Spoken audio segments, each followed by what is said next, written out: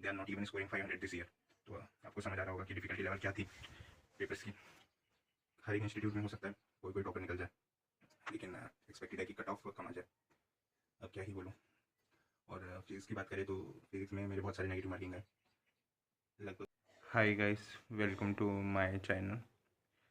तो नीट की official answer key आ चुकी है और आई होप आप लोगों में से बहुत सारे लोगों ने चेक कर लिया, और जिन्होंने नहीं किया तो मेरी एडवाइस है कम से कम OMR शीट तो डाउनलोड कर लीजिए या फिर स्क्रीनशॉट ले लीजिए, क्योंकि किसी किसी का क्या होता है वो भी नहीं आ जाता, वो भी नहीं आता ऑब्वियसली। तो आप कम से कम वो देख लीजिए कि है सही सलामत या नहीं। और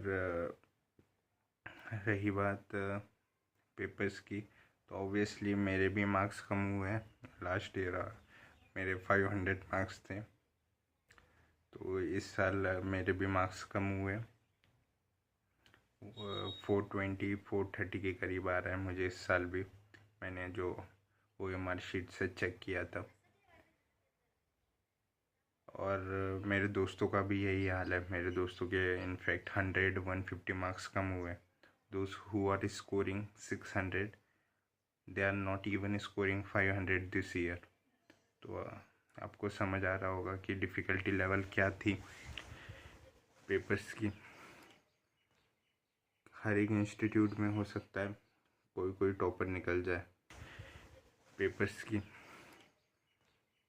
हर एक इंस्टीट्यूट में हो सकता है कोई कोई टॉपर निकल जाए, लेकिन एक्सपेक्टेड है कि कट ऑफ कम आ जाए।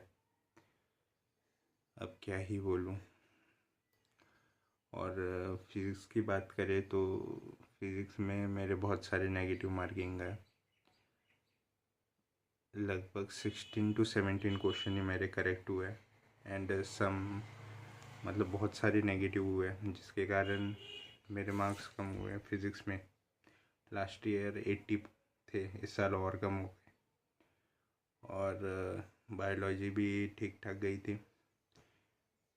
रही बात केमिस्ट्री की, तो केमिस्ट्री में मेरे फिज़िकल के काफ़ी सारे क्वेश्चंस गलत हुए। और रिएक्शंस की बात करें तो रिएक्शन लगभग मेरे सारे सही है, जैसे कि मैंने आपको फर्स्ट वीडियो में मैंने आपको बताया था, रिव्यू दिया था मैंने, तो मैं बहुत श्योर था कि उसमें तो सारे ऐसे ही होंगे। और रही बात ओवरऑल की, तो ओवरऑल लगभग सभी में कम कम हो के मेरे भी कम हो गए मार्क्स। तो फिर आई डोंट थिंक कि ये मैटर करेगा जब तक कि रैंक ना आ जाए, क्योंकि ऑब्वियसली रैंक की वजह से आपका सिलेक्शन होगा। तो होप है कि रैंक अच्छी खासी गिरे, जिससे कम कट ऑफ जाए और सिलेक्शन के चांसेस बढ़े। और ठीक है, अब क्या ही कर सकते हैं।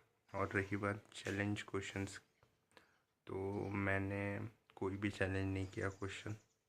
ऑब्वियसली मुझे देखने का मन नहीं कर रहा था, लेकिन मैंने तभी भी देखा। तो देखने के बाद आई डोंट थिंक कि मुझे कोई लगा क्वेश्चन चैलेंज करना चाहिए। जो मैंने यूट्यूब वीडियोस देखे चैलेंज वाले, तरुण सर के और मनीष सर के, तो मेरे वो क्वेश्चंस लगभग सारे करेक्ट है। वो एड्रिनल कॉर्टेक्स वाला भी मेरा करेक्ट है। तो आई डोंट थिंक कि मुझे कोई क्वेश्चन चैलेंज करना चाहिए। मेरा फिग वास वो वाला क्वेश्चन था, वो ही इनकरेक्ट है बस, क्योंकि वो काफ़ी आउट ऑफ है, नॉन वेजिटेरियन वाला, जो मुझे कुछ नॉलेज नहीं था, लेकिन मैंने सोचा मेरा गलत हो गया वो।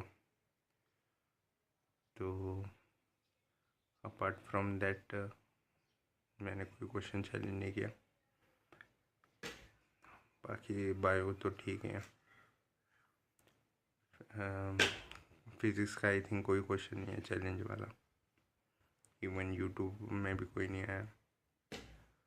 तो आप देखते हैं रिज़ल्ट के दिन क्या होता है। एक्सपेक्टेड तो है 420 430 के करीब आ जाएगा, तो देखते हैं। Thank you.